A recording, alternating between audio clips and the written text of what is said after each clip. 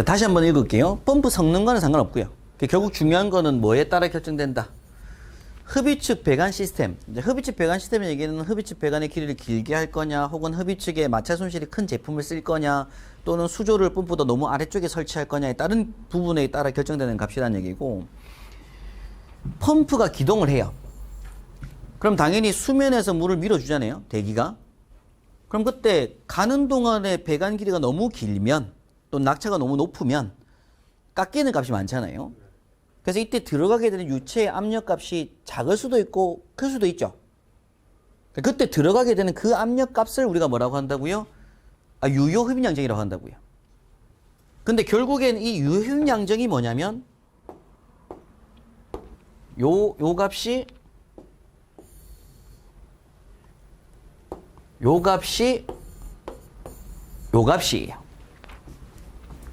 자, 요 설명은 제가 좀 더 드릴 건데, 그러니까 얘는 신경 쓸 필요 전혀 없고요.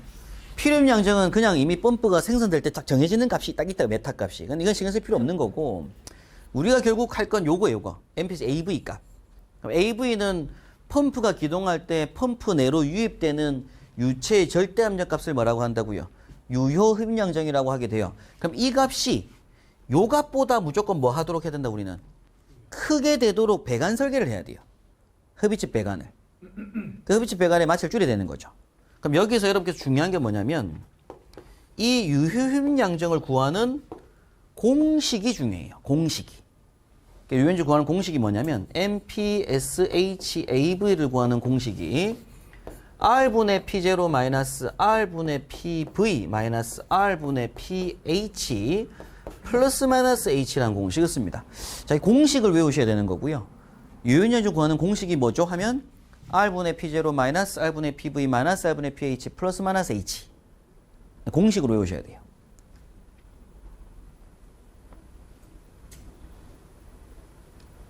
그럼 일단은 제가 이거라고 했잖아요.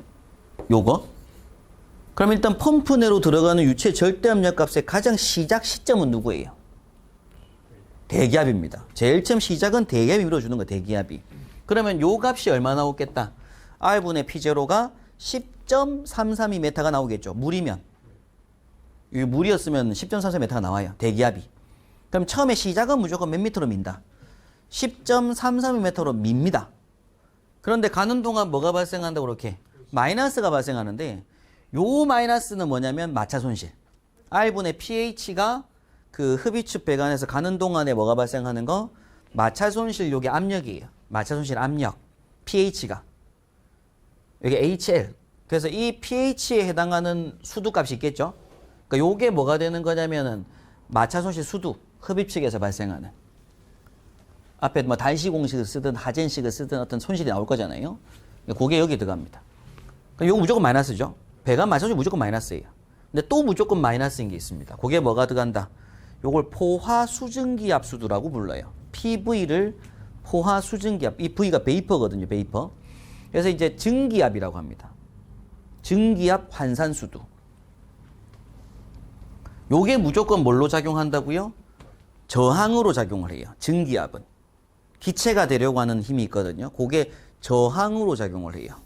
그럼 이때 요 PV 값은 어떻게 결정이 나냐면 우리가 비등점이라는 게 있죠. 비등점.